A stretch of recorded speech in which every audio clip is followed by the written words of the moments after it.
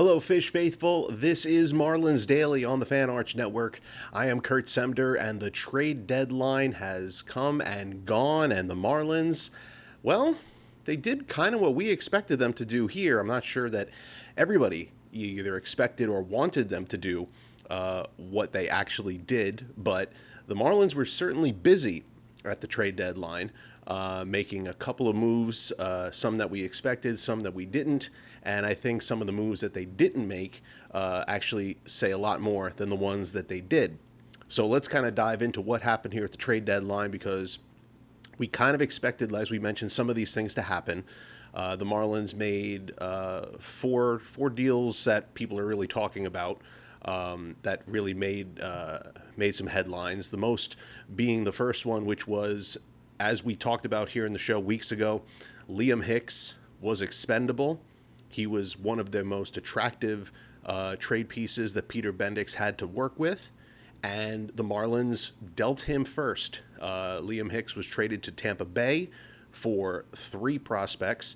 We're not going to get into, breaking down each prospect one by one here. We'll talk a little bit about that more as we go through the week, but Hicks was traded to Tampa Bay for 3 prospects, guys from Tampa Bay that Peter Bendix is very familiar with from his time there with the Rays.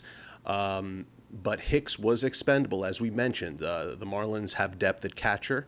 They seem to be good at first base, and they were willing to trade a DH more or less for their team, even though he leads the team in RBI. They were willing to trade him for some prospects and for some players that they feel like will help them as soon as next season. And I've seen a lot of people wondering, well, why, if the Marlins are going to go for it, do they trade a player like Hicks? It's bigger than that. It's bigger than that. And I think when you look at somebody like Hicks, as I mentioned, I think with some of the players coming back, I feel like I said, I've said for weeks, he's expendable. And he was somebody who, helped them a lot this season, but I think they'll be okay without him. And I think they'll actually be better off in the long run with some of the players that they picked up for him.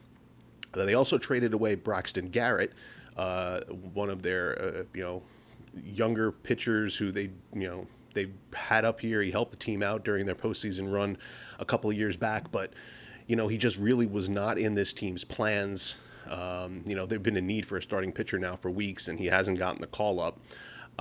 They trade him off to Chicago for 2 prospects, better prospects, from what most people seem to say, from the Cubs, and they got in the Liam Hicks trade. But the Marlins were able to flip him for for 2 players that they feel like will help them, and cleared another spot off of their 40-man roster. And then the other trades that were made involved the bullpen. Lake Bacher dealt pretty much right at the buzzer to the Pittsburgh Pirates. They got 3 prospects from Pittsburgh, so that if you're keeping track at home, that's 3 major league players traded, and that is 8 prospects coming back in return. Now, the Marlins did make one addition. They traded away Connor Norby, who has just didn't seem to get it done this year for them, along with Aiden May, sent them off to Colorado for Victor Vodnik, the relief pitcher for the Rockies, and he will be an addition to the team's bullpen. So the Marlins did a little bit from both columns, more in the selling than the buying. But when you look at what they did here, and again, when you think about the players that they lost, I don't feel like any of these guys that they traded are really going to hurt them, not having them on the team. They didn't trade, some of their bigger names, and we'll talk about that in a minute. But they've just moved players to get some additional resources for the future and to improve the farm system, which is something Peter Bendix has said he's wanted to do. He has said he's wanted to build this team for the future, and that's what he feels like he did here. And you look at just simply between Lake Bacher and Victor Vodnik, Bacher's a better pitcher. Okay, I'm not going to sit here and tell you that the Marlins got a better pitcher with those 2 trades in addition to their bullpen. But what Vodnik is 5 years younger. He's pitched reasonably well in Colorado. I mean, yes, his ERA is over 5, but he, again, is pitching most of his games in a ballpark that is not friendly to pitchers to begin with. And this season, he's pitched 20 less innings than Bacher, who, let's be honest, has pitched a lot of innings this year for the Marlins, and you might have been one of those top candidates to face some kind of burnout towards the end of this season as the Marlins are making a playoff run. So Vodnik might actually be able to help them more down the stretch than Bacher, who was starting to show some signs of fatigue in some of his recent appearances. So the Marlins, they told us they were going to be buyers initially. The 12-game losing streak happened. They had to rethink things. They've played well as of late, as we've mentioned before. You know, getting these big wins over the Phillies, getting the wins over the Mets, winning 6 of 7. They're right there in the race, as we mentioned. And the Marlins made the decision that they were going to make smaller moves. And they still, I think I would have liked to have seen them make an addition or two more. I would have liked to have seen them add a bat, especially someone at third base. It didn't happen. I would have liked to have seen them add another starting pitcher. That didn't happen. And I would have liked to have seen them do something a little bit more to help out the bullpen. But in reality, by not making big moves, I think they helped themselves. By not trading some of their better players, I think they really, really helped themselves out here in the long run. Now, what I didn't like when we talk about what's going on here and what's been happening at the trade deadline is what happened around the Marlins in the National League wildcard race. And when I say that, look at some of the trades that the other National League wildcard contenders made. The teams that the Marlins are chasing, the teams that the Marlins are going to be contending with and competing with for those wildcard spots over the next 2 months. I mean, the Cubs loaded up. They were aggressive. They went out there and got the players that they felt they needed and players that they wanted, getting a Kevin Gossman from the Cubs, getting a Clay Holmes and Tyrone Taylor from the Mets. They traded some of their better prospects away in some of these deals. They even, as we mentioned, went and got Braxton Garrett from the Marlins. And the Marlins traded in 2 of these deals with 2 of the teams, in the Cubs and the Pirates, that they're contending with. So that might be something that might be an issue going forward, but we'll talk a little bit about that more going forward here. The Phillies got Luis Arraez, someone the Marlins fans are very familiar with, and Brooks Raley, another relief pitcher, another one of the Mets fire sale guys. San Diego, they were going to be sellers a couple of weeks ago. They went completely on a 180, went the other way, going out there, trading for guys like Robbie Ray, Casey Mize. I mean, these are big-time pitching arms that they're going to put in a potential playoff rotation if they can get there. The Padres going for it completely. And even the Pirates made a bunch of trades to try to build up their team and go for it. So the teams around the Marlins made significant additions. And now, from that point of view, it looks like the Marlins took a step back.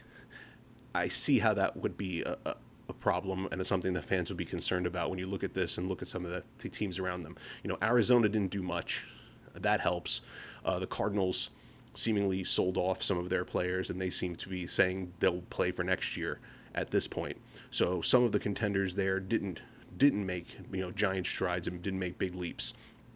But you would have liked to have seen Miami do something a little bit bigger to kind of keep pace with these other teams in the division, in the wild card race that are going there, and especially, like I said, the Phillies making their moves.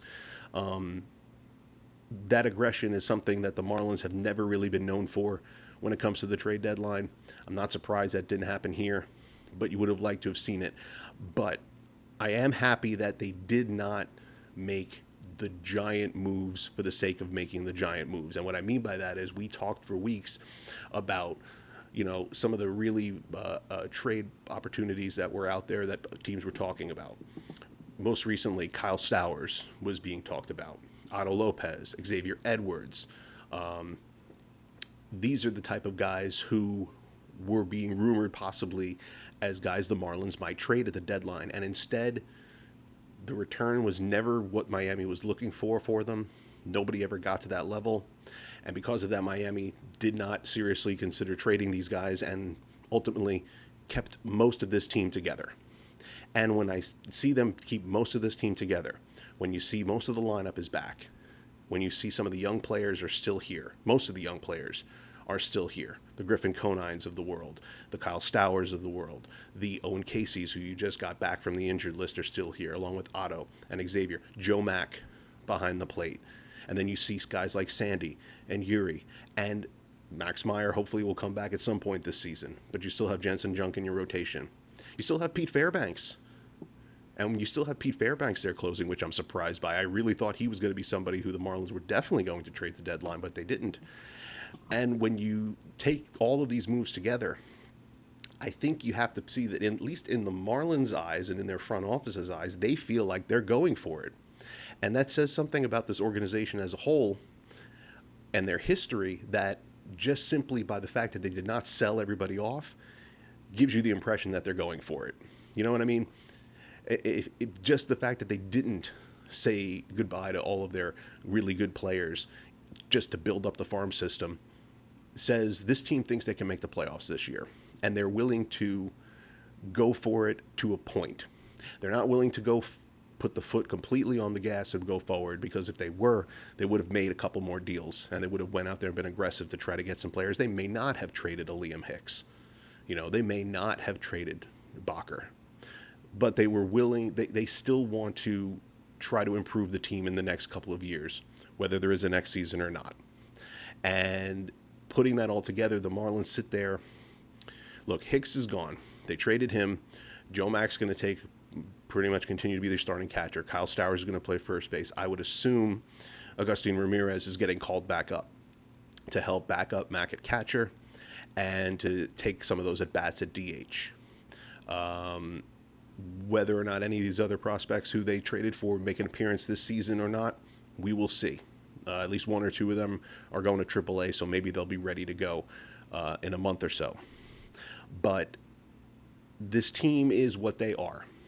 The team that you've seen play for the last 3 or 4 months is the team that you're going to see play the last 2 months. And we talked a lot on this show about whether or not the Marlins of the 12-game losing streak are the real team, or the team of June, or the team we've seen the last week are the real team. We're going to find out. And I tend to think that the team that we have seen over the last week may be closer to what this team actually is, rather than the 12-game losing streak team. And I don't mean I expect this team to go on, one of those ridiculous runs here like they did in June again. But I feel like they're going to win more than they lose. I feel like this team's going to finish the season over 500. Will that mean that this team's going to finish in the wild card and make the playoffs? I don't know. I'm not sure. When we talked about this at the All-Star break, there were a lot of other things going on with teams. And right now, when you look at the playoff race right now, the Cubs look like they're loaded up and ready to make a playoff run. The Phillies seem to have retooled, and if they can get their ship righted, maybe they're going to be one of those other wild card teams. San Diego's playing really well, and they seem to think they've got a good shot. Arizona, you can never really count them out. They play really, really well in the second half of the season. And Pittsburgh's a true wild card in this race as well. You got a lot of teams playing for limited spots. So the Marlins are going to need to play a little bit better than a little over 500 the rest of the way. They're going to need some of their big players to step up. They're going to need guys like the National League Player of the Month, Sandy Alcantara, to continue pitching at a high level like he has. And they're going to need some of these other guys to really step up their game, especially some of these young players who have not been in this kind of situation before. This is the time. The time is now for them. The time is now. So we'll see what they're able to do, and we're going to see what they're able to do when they get right back on the field later today. 3 games against the National League East leading Atlanta Braves. And we've talked about how this team needed to be tested against some of the better competition. This is the best competition in the division. And the Marlins will be sending Ryan Gusto most likely to the mound for the first game here. They'll get Yuri and Jensen for the next 2. Be great if you can get 2 out of 3 here before heading back home. Because then you got the Angels and the Pirates after that. You could really kind of build off the momentum that you've had going there. But I think, again, for the Marlins team, I think this is going to be very helpful because finally all of these deadline distractions are gone. All these guys who perhaps were worried that maybe they would be traded or they would be dealt somewhere else, that ship has sailed. They're here. They're here for the rest of the season. Whatever happens after this year, only time will tell. None of us really know what's going to happen after this season when it comes to Major League Baseball. So this season now is right here, right in front of them. The Marlins sit here, 2 months left in the season. They are within striking distance of a wild card. Go get it. That's basically what the front office has told the team as it exists right now. That the way they are built right now, go get it. We didn't really give you a lot of help. We didn't take too much away from you either. You want the wild card, you want a playoff spot, go get it. And we'll see if they can make that run starting tonight.